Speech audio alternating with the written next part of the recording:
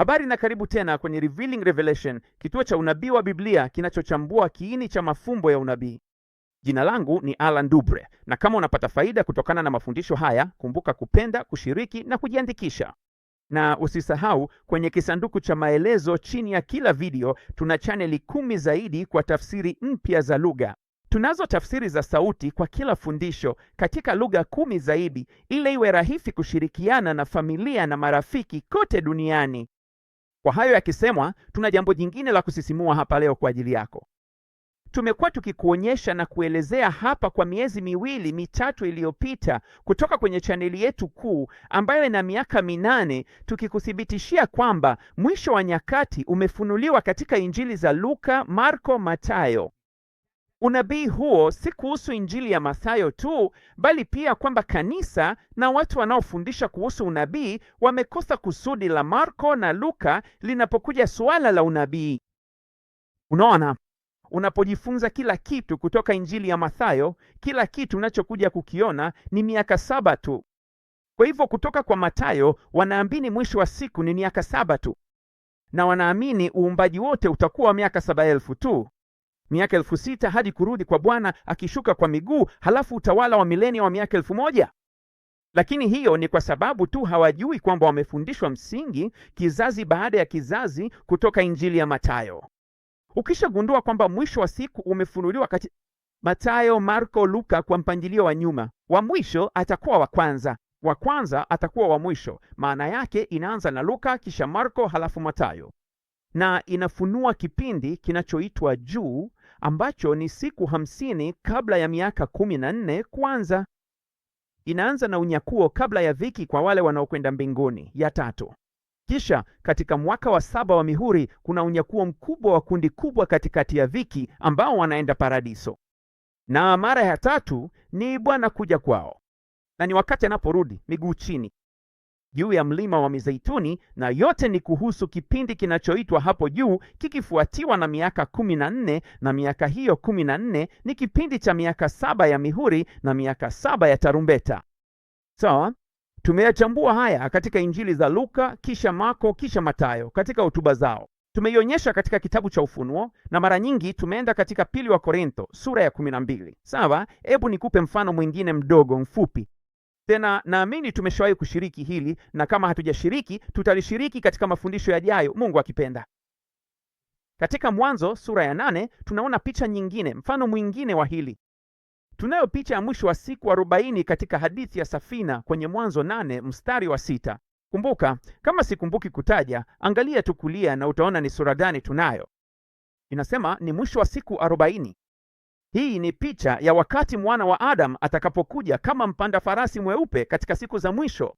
Siku zake 40 zitakapokwisha na kurudi mbinguni, roho ya kunguru itatumwa. Kwa njia, kunguru katika nguvu inamaanisha Kiarabu. Sawa, Moarabu. Hii itakuwa ni sehemu inayozunguka Yerusalemu kabla haijaharibiwa. Na kabla tu ya kuharibiwa, njiwa Roho Mtakatifu atatumwa siku ya 50 na atawatia mafuta kundi la mabaki watakaomtumikia Bwana wakati wa dhiki kuu. Sawa, hii ndio picha ya hapo juu. Hilo hapo juu likiisha, tuna nini? Miaka 7 ya mihuri na miaka 7 ya tarumbeta wakati hiyo iliyo juu itakapokwisha. Unaona? Na tunaona nini katika mstari wa 10 hadi mstari wa 12? Inasema, kisha njiwa akakaa siku zingine 7 kabla ya kutoka nje tena. Naam, tunajua nini kinatokea katika mwaka wa 7 wa mihuri. Safari ya katikati ya unyakuo mkuu wa umati, ambao ni wale waliopandikizwa kwa mataifa, waliopandikizwa kwenye mzeituni wa asili. Na neno la unyakuo katika Kigiriki ni lipi? Harparzo. Na tunaisoma kwa Kiingereza kama ilivyoandikwa hata katika Agano Jipya. Kisha nini kitatokea? Naam, basi tuna miaka 7 ya tarumbeta, na inasema kisha njiwa akakaa siku 7 zaidi, na kisha baada ya siku hizo 7 zingine haikurudi tena, na ndio mwisho. Ni miaka 6,000 kama miaka 600. Ni wazimu sana, lakini ngoja nikuonyeshe kitu. Kwa sababu katika Mwanzo 8 siku 7 kama miaka 7 ya mihuri, na zile 7 siku kama miaka 7 ya tarumbeta zinaonekana, neno likikaa katika Mwanzo 8 mstari wa 10. Ni maumivu, huzuni, majeraha, yote ni kuhusu dhiki. Kwa sababu ingawa matukio hutokea katika siku 50 zilizotajwa hapo juu, mambo mabaya huanza mwanzoni mwa miaka 14 ya kuwa mpanda farasi mwekundu, na angalia yote yanahusu nini. Neno kukaa halimaanishi hata kukaa na kusubiri, linamaanisha maumivu, uchungu, kwa sababu ni mwanzo wa miaka 14. Kisha angalia mwanzoni mwa tarumbeta, neno hili lilibaki ni kusubiri na kuwa na subira. Inaonekana kama ni neno lile lile kwenye karatasi, lakini ukiangalia kwenye Strong's Concordance inagundua ukweli halisi. Unaona, una picha nyingine pale ya kipindi kinachoitwa juu, halafu siku 7 kama miaka 7 na siku 7 kama miaka 7. Kwa sababu baada ya hicho kipindi cha juu ni miaka 7 ya mihuri, kisha miaka 7 ya tarumbeta. Sasa kwa nini narudia hili kwenu ambao mmekuwa mkifuatilia? Ni kwa sababu ya ufunuo huu wa ajabu. Ufunuo huo ulijidhihirisha baada ya miaka michache ya kufunua ukweli wa mwisho wa siku kuwa juu, na miaka 14 ufunuo huu wa ajabu ulijidhihirisha. Tukianza na 2 Petro 3:8 inasema, lakini wapendwa, msiwe wajinga. Hilo lina nguvu zaidi. Jambo moja, kwamba siku moja ni kama koma ya miaka 1000 na miaka 1000 ni kama siku moja. Sasa kanisa limefundisha hili kila wakati kama la haki, ni kulisisitiza tena kwa kuligeuza na kulisema kinyume chake. Hapana, sivyo. Inakufunulia ufunuo wa unabii wote. Inakufunulia ufunuo wa uumbaji wote unaofunuliwa katika miaka ya unabii ya mwisho wa siku. Unaona, hadithi inahusu wale wanaosema, mwisho wa siku ahadi ya kuja kwake iko wapi? Lakini ni wajinga, hawajui kwamba Bwana si mzembe. Unajua, hazembei kutimiza ahadi yake, na kisha ndani yake anaelezea muda ambao itachukua, na ni pori kabisa, kwa sababu lazima uelewe nguvu ya koma yenye neno na.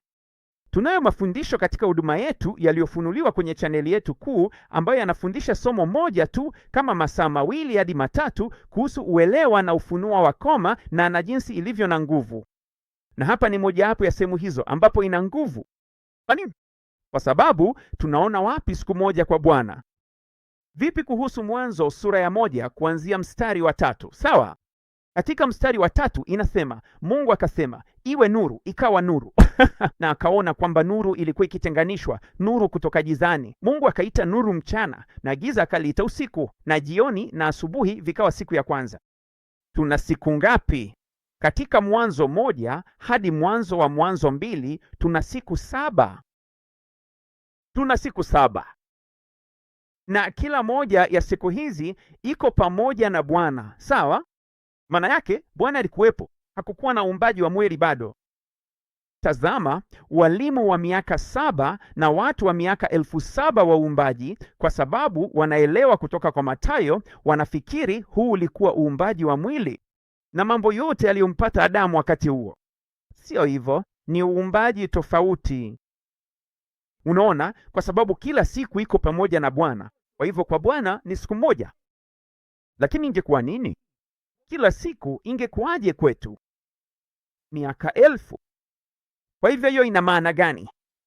Hiyo ina maana kwamba kila moja ya siku hizo, kuanzia Mwanzo 1 mstari wa 3 hadi Mwanzo 2 nadhani mstari wa 3 hadi mwisho wa siku hizo 7 za uumbaji huo, kila moja ya hizo, kwa sababu Bwana alikuwepo katika uumbaji huo, kila moja ilikuwa siku moja.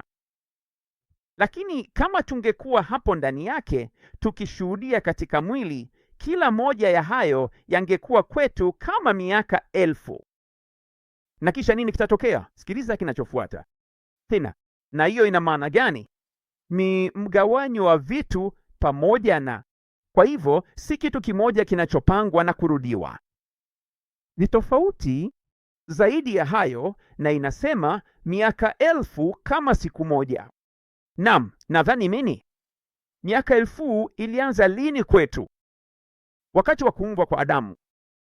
Adamu alipoumbwa kwa mavumbi na ardhi, na Bwana akampulizia pumzi ya uhai. Hii ilianza mwanzo wa mwili. Na tangu mwili huu tumekuwa tukiishi katika nini tangu Adamu? Maelfu. Kwa miaka mingi, ndugu na dada, tumekuwa tukiishi katika maelfu ya miaka tangu Adamu. na Bwana atakaporudi itakuwa mwishoni mwa miaka 6,000, na ndipo atakapokuwa na utawala wake wa miaka 1,000 wa milenia. Yote haya katika mwili tangu Adamu. Naam, ilisema nini tu? Miaka 1,000 ni kama siku moja. Kwa hivyo inatokea tu kuiweka wazi, hata kwa utaratibu. Siku kwanza na kisha maelfu baada ya hapo, kila moja ya siku hizo ingekuwa kwetu kama miaka 1,000. Na kisha hapa tunaishi katika mwili wa maelfu ya miaka tangu Adamu katika Mwanzo 2. Lakini kila moja hayo bado ni kwa Bwana Mungu kama siku. Kutuambia nini?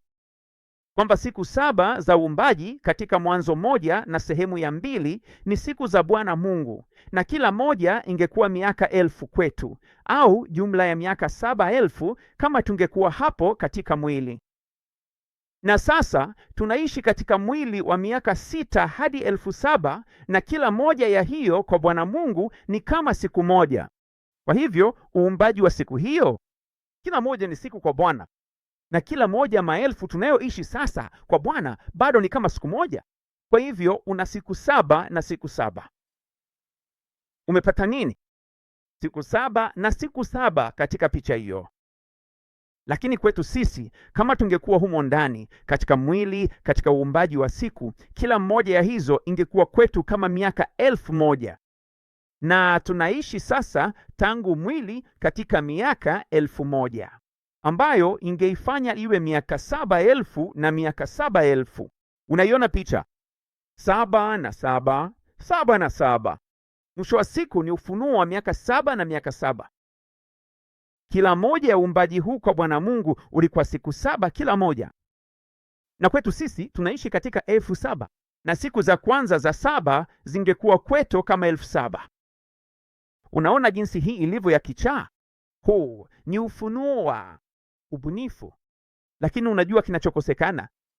Vipi kuhusu kipande kingine tunachoambiwa ndani wa Korintho wa pili sura ya 12 inaitwa hapo juu? Naam, hilo alivutii. Unajua kwamba uumbaji wa siku hauanzii hadi mstari wa 3, hauanzii hadi mstari wa 3. Kwa hivyo basi, uumbaji huu wa kwanza katika Mwanzo ni upi? 1 mstari wa 1 na 2 ni kile ambacho ulimwengu umekiita nadharia ya pengo. Wanaamini inahusiana na kipindi cha muda ambacho kingeweza kuwa maelfu au mabilioni ya miaka. Huu ndio ufunuo wa yaliyo hapo juu, na inawakilisha kipindi cha muda. Lakini katika unabii tunaujua kama siku 50 za yaliyo hapo juu, ikifuatiwa na miaka 7 ya mihuri na miaka 7 ya tarumbeta. Unafuatilia kinachosemwa? Unaona kinachoendelea? Ni hapo juu ikifuatiwa na 7 na 7. Ni hadithi ya uumbaji wote. Na unataka kujua ni nani aliye wa kwanza, ni nani aliye wa pili, na ni nani aliye wa tatu? Hapo mwanzo yote yalihusu roho. Ni uumbaji wa roho. Inasema, na roho ya Mungu ikatulia juu ya uso wa maji. Uumbaji wa kwanza ni roho. Kila mtu anayekwenda kabla ya dhiki yuko katika Kristo, amejaa roho. Kisha nini kinatokea? Wakati mihuri inaanza, yote yanahusu roho. Kama vile Kristo alivyokuja mara ya kwanza, anasema, sikuja ila kwa ajili ya kondoo waliopotea wa nyumba ya Israeli. Na alikuja kuangaza nuru yake gizani, na atakapokuja kama mwana wa Adamu atakuja kuangaza nuru yake gizani.